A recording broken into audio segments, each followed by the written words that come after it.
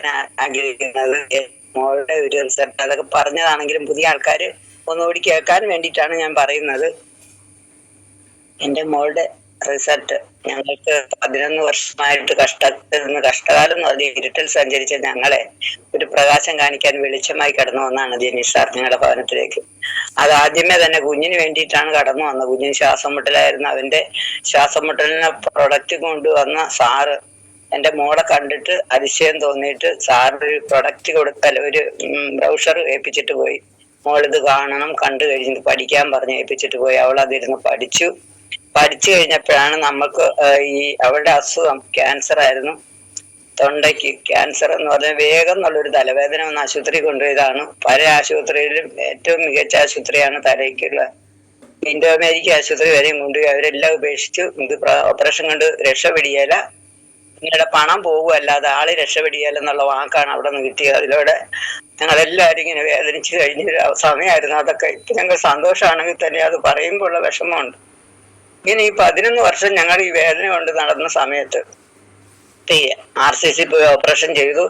അവിടെ ചെന്നാൽ രക്ഷപ്പെടിയലെന്ന് കോട്ടയം ഡോക്ടർ പറഞ്ഞു വിട്ടതാണ്, കോട്ടയം മെഡിക്കൽ കോളേജിൽ നിന്ന്. പക്ഷെ ഞാൻ അന്നേരം ഈശ്വരനോട് പ്രാർത്ഥിച്ച് എനിക്ക് ആളെ ജീവനോട് കിട്ടണം, ഏത് രീതിയിലാണെങ്കിലും ജീവനോടെ കിട്ടണം. ഒരു കുഞ്ഞുണ്ടല്ലോ, കുഞ്ഞിന് അമ്മ വേണം എന്നുള്ള കരച്ചിലും പ്രാർത്ഥനയും കൊണ്ട് ദൈവം ഇങ്ങനെ ഒരു അംഗവൈകര്യത്തോടെ ഞങ്ങൾക്ക് തന്നു പറഞ്ഞാൽ കഴുത്ത് തന്നെ ഇടതുവശം ഒരു വശം തിരിഞ്ഞു പോയി.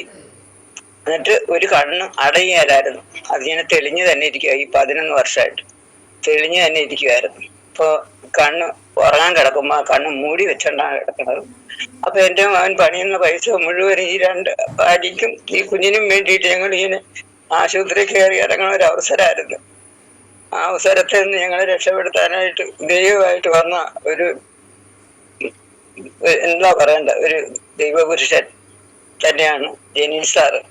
ഈ പ്രൊഡക്റ്റ് കൊണ്ടുവന്ന് കൊടുത്ത് അവളത് പഠിച്ച് കൊച്ചിന് കൊടുത്തോണ്ടിരുന്നപ്പോ അവന്റെ അസുഖം മാറി. അതിന് ശ്വാസം മുട്ടലായിട്ടുള്ള അസുഖം ഇൻഹീലർ വലിക്കൊണ്ടിരുന്ന കൊച്ചായിരുന്നു. അവനത് കൊടുത്ത് അത് മാറി. അതോടുകൂടി ഇവിടെ ഇതെല്ലാം പഠിച്ചപ്പോഴത്തേന് അവസാനം 95 എന്ന് പറഞ്ഞൊരു പ്രൊഡക്റ്റ്, അത് ക്യാൻസറിന്റെ സെല്ലുകളെ നശിപ്പിക്കും. അപ്പൊ RCC എല്ലാ പ്രാവശ്യവും പോയി 6 മാസം 1 വർഷം ഇങ്ങനെ ചെക്കപ്പ് ചെയ്തോണ്ടിരിക്കുമ്പോ 6 വർഷം കഴിഞ്ഞപ്പോ അവര് പറഞ്ഞു വീണ്ടും ഇത് ക്യാൻസർ ഉണ്ടായിക്കൊണ്ടിരിക്കുക, ഇനി ഒന്നും ചെയ്യാൻ പറ്റിയല്ലോ എന്ന് പറഞ്ഞപ്പം വിഷമിച്ച് മരണത്തെ മുന്നിൽ കണ്ടുകൊണ്ട് എൻ്റെ മകനും മകളും ഇരിക്കുന്ന സമയത്ത് ഞങ്ങളോട് പറഞ്ഞില്ല വിവരം. രോഗം മാറി ഇവിടെ എക്സ്പീരിയൻസ് പറയുമ്പോഴാണ് ഞങ്ങൾ ആ രഹസ്യം കേൾക്കണം. അത് ആ രഹസ്യമായിട്ട് തന്നെ വെച്ചോണ്ടിരുന്നത്. എപ്പോഴാണേലും മരിക്കുമല്ലോ എന്ന് ഓർത്ത്.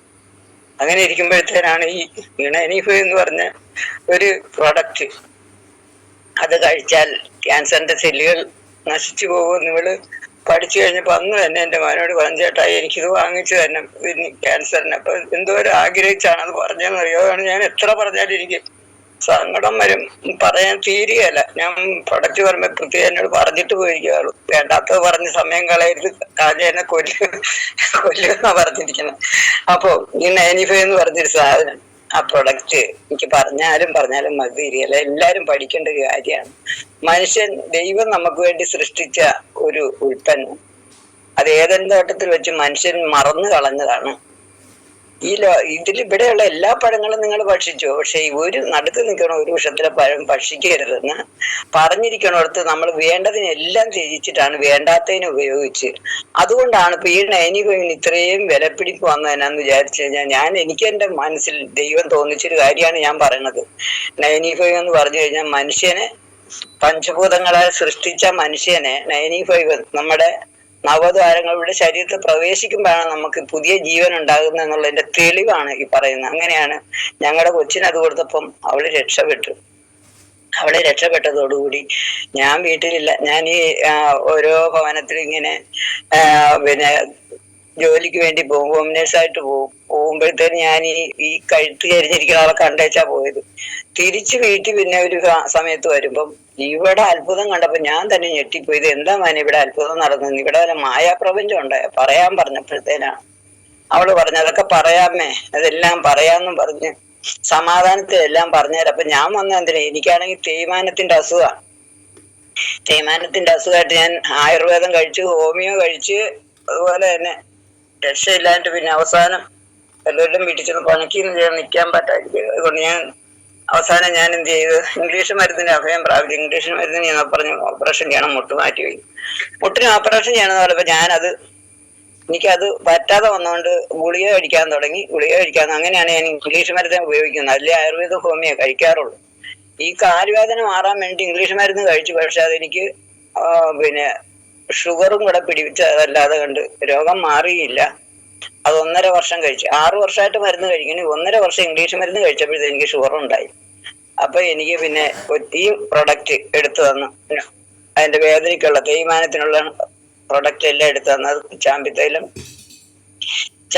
നോവേദന ജെല്ല്, അതുപോലെ തന്നെ നോവേദന ക്യാപ്സ്യൂൾ, ഇമ്മ്യൂണോത്രി പ്ലസ്, നാക്സിയം, പിന്നെ ഡെയിലി ഡീറ്റേഴ്സ്, ഇങ്ങനെ കുറെ പ്രൊഡക്റ്റുകൾ ഇങ്ങോട്ട് ആദ്യമേ വന്നു. 10,4,500 രൂപയുടെ പ്രൊഡക്റ്റാണ് ആദ്യം എടുത്തത്. ഇപ്പം ആദ്യമേ ഞാൻ അത് കഴിക്കും, പിള്ളേര് പറഞ്ഞനുസരിച്ച് കഴിക്കുന്നുണ്ട്. കഴിച്ചിട്ട് ഞാൻ വെള്ളം കൂടി കുറഞ്ഞുകൊണ്ടെങ്കിൽ വേദന സഹിക്കാൻ പറ്റാവുന്ന അവസാനം ഞാൻ ഇവരോട് വഴക്കുണ്ടാക്കി. അപ്പൊ അതിൽ നിന്ന് ഒരു കാര്യം പഠിക്കണം, കേട്ടിരിക്കുന്നവരല്ല, ഈ പ്രൊഡക്റ്റ് കഴിക്കുന്നവരെല്ലാം വെള്ളം കുടിക്കാതെ ഒരിക്കലും ഇത് കഴിക്കരുതെന്ന് ഞാൻ പ്രത്യേകം പറയുക. ഇവരെന്നിട്ട് വന്ന് വെള്ളം എടുത്ത് അളന്നുകൊണ്ട് മേശപ്പുറത്ത് വെച്ചിട്ട് പറഞ്ഞ്, അമ്മ ഈ വെള്ളം മുഴുവൻ കുടിച്ചു തീർക്കണം രാവിലെ ആകുമ്പോൾ. ആ വെള്ളം അതുപോലെ കുടിച്ചു. അപ്പൊ അനുസരിക്കുക എന്നുള്ളതാണ് നമ്മൾ ഒന്നാമത്തെ കാര്യം. ഇത് കഴിക്കുമ്പോൾ മനുഷ്യന് അനുസരണ ബലിയേക്കാൾ ശ്രേഷ്ഠമെന്നാ പറയണം. അനുസരിക്കണം. ആരായാലും ഒരു ലീഡർ നമുക്ക് ഈ പ്രൊഡക്റ്റ് കൊണ്ട് തരുമ്പം വെള്ളം കുടിക്കണം എന്ന് പറഞ്ഞാൽ അത് ചെയ്തേ പറ്റുള്ളൂ. അപ്പൊ അങ്ങനെ കഴിച്ചപ്പോ എനിക്ക് 3 മാസം കൊണ്ട് എന്റെ ഷുഗർ കുറഞ്ഞു, എനിക്ക് വേദന കുറഞ്ഞു. പിന്നെ ഞാൻ പണിക്ക് പോകണമെന്ന് വിചാരിച്ചു പോയി. പിന്നെ പണിക്ക് പോകണമെങ്കിൽ തന്നെ ഞാൻ വീണ്ടും 6 മാസം ഞാനിത് ഉപയോഗിച്ചാണ്ടാണ്. പിന്നെ എനിക്കിത് ഞാൻ ഉപയോഗിച്ച് എനിക്ക് രോഗം മാറിയെന്ന് കണ്ടപ്പോൾ എനിക്ക് വല്ലാത്തൊരു കുറ്റബോധം എന്റെ മനസ്സിലുണ്ട്. ഞാൻ ഈ രോഗം മാറി പണിക്ക് പോകുമ്പം എനിക്ക് എന്നെപ്പോലുള്ള അനേകം പേര് ഇങ്ങനെ രോഗം കൊണ്ട് നടക്കണം എന്ന് വെച്ചാൽ എനിക്കിപ്പോ ഒരു 10-72 വയസ്സുണ്ട്. ഞാൻ ഓടി നടക്കുമ്പോ ഈ 10-40 വയസ്സുള്ള പെൺപിള്ളേരും ചെറുക്കന്മാരും എല്ലാം ഇങ്ങനെ വേദനയും കൊണ്ട് നടക്കണം കണ്ടിട്ട് സങ്കടം. അപ്പൊ എന്റെ മനസ്സിലെ കുറ്റബോധം കൊണ്ട് ഞാൻ ഈ പണിയങ്ങ് നിർത്തി വെച്ചിട്ട്, പണിക്ക് പോക്ക് നിർത്തിയിട്ട് ഞാൻ ഈ കൊച്ചിന്റെ കൂടെ ഈ വർക്കിനായിട്ട് ഇറങ്ങി. അനേകം പേർക്കാണ് ഈ വേദനയ്ക്കുള്ള ഈ മരുന്ന് കൊടുത്തെന്ന് പറയാൻ, ഡിസ്ക് വന്നവർക്കും വീണ്, ഷോക്ക് വന്നവർക്കും വീണ് തകർന്നവർക്കും എല്ലാം ഇത് കൊടുത്ത് ഇഷ്ടം പോലെ, ഇതൊക്കെ പറയാൻ സമയമില്ല, ഇഷ്ടം പോലെ ഇത് കൊടുക്കാൻ തുടങ്ങി. കൊടുത്ത് അവരെല്ലാം സൗഖ്യപ്പെട്ടു. അപ്പൊ നമ്മള് ഈ ഒരു പ്രൊഡക്റ്റ് എന്തിനാണെന്നുള്ളത് നമ്മൾ മനസ്സിരുത്തി തന്നെ പഠിക്കണം. പഠിച്ചാലേ നമുക്ക് പറഞ്ഞു കൊടുക്കാൻ പറ്റുള്ളൂ. എന്ന് വെച്ചാൽ എനിക്ക് അങ്ങനെ പഠിക്കേണ്ട ഒരു അവസരം എനിക്ക് ഉണ്ടായി. ഞാൻ അങ്ങനെ കുറച്ചൊക്കെ ഞാൻ പഠിച്ചു. എന്നാലും പിന്നെ എല്ലാം പഠിക്കാൻ എനിക്ക് സാധിച്ചിട്ടില്ല. അത് ഞാൻ പഠിച്ച് അതിന് ശേഷം എന്റെയും കൊച്ചിന്റെയും റിസൾട്ട് കഴിഞ്ഞപ്പോ എന്റെ വീട്ടിൽ എന്ന് പറയാൻ എന്റെ മക്കള്, എന്റെ ഹസ്ബൻഡ്, ഇവർക്കൊന്നും ഞങ്ങളിത് ചെയ്യുന്നെങ്കിലും വലിയ ഇത്രയും തെളിവ് മകൾക്ക് ഉണ്ടായിട്ടൊരു മനസ്സിനൊരു ഇത് വരുന്നില്ല അവർക്ക്. പക്ഷേ അവരവസാനം എന്റെ ആദ്യമേ എന്റെ ഹസ്ബൻഡ് പണി കൊണ്ടാടുന്ന ഇടയ്ക്ക് വേഗം ഒരു പനി വന്ന്, ആ പനിക്ക് വേണ്ടി ഞങ്ങൾ ആശുപത്രി ചെന്നപ്പോ ഈ പുള്ളിക്കാരനകത്ത് പ്രശ്നമായി, ബോധമില്ലാത്തൊരവസ്ഥയും പറയാൻ തുടങ്ങി. അവസാനം ഞങ്ങൾ ആശുപത്രി കൊണ്ടുപോയി. അവിടെ ചെന്നപ്പോഴത്തേന് അവരൊരു ഇഞ്ചക്ഷൻ എടുത്ത് ഒരു പരിശോധന നടത്തിയപ്പോഴത്തേന് ആ പരിശോധനയില് HINI എന്നുള്ള ഒരു രോഗം കണ്ടുപിടിച്ച്. അപ്പൊ അതിന് വേണ്ടിയിട്ടുള്ള ഇഞ്ചക്ഷൻ 8 ഇഞ്ചക്ഷൻ ഒരു ദിവസം വേണം. ഞങ്ങൾ എന്നിട്ട് വേറൊരു പകർച്ചവ്യാധി എന്ന് പറഞ്ഞ് വേറൊരു റൂമിലേക്ക് മാറ്റി, വാർഡിലേക്ക് മാറ്റി. അവിടെ ചെന്ന് ഈ ഇഞ്ചക്ഷൻ എടുത്ത് ഈ 8 അങ്ങനെ വന്നപ്പോഴത്തേന് ചേട്ടൻ തളർന്നിട്ട് ഈ പുള്ളിക്ക് എഴുന്നേക്കാൻ പറ്റാതെ. അപ്പൊ മോള് വന്നപ്പോ ഇവരം പറഞ്ഞു, ഇവള് ഓടിച്ചെന്ന് അപ്പൊ തന്നെ നൈനിഫോ എടുത്തോണ്ട് വന്ന അച്ഛന് നൈനിഫോ ന്യൂട്രിലേക്കും കൂടെ കൊടുത്തു. അത് കൊടുത്ത് 2 ദിവസം കഴിഞ്ഞപ്പോ ഈ കിടന്ന ആള് നല്ല ഊർജത്തോടെ എഴുന്നേറ്റ് കാലത്തും വൈകിട്ടും കൊടുത്ത്, പിന്നെ 2 നേരം കൊടുക്കാൻ തുടങ്ങി. അപ്പൊ അത്രയും അതിശയമായിട്ട് ഞങ്ങളെ കൊണ്ട് കിടത്തിയ ഡോക്ടർമാർക്കും അതിശയമായി. ഞങ്ങൾ 8 ദിവസമായപ്പോ അവിടെ നിന്ന് ഡിസ്ചാർജ് വീട്ടിൽ വന്ന് ഇത് തന്നെ കൊടുത്ത് ഇപ്പോഴും തന്നെ ന്യൂട്രിലേക്ക് കഴിക്കുന്നുണ്ട്, ഒരു കുഴപ്പമില്ല.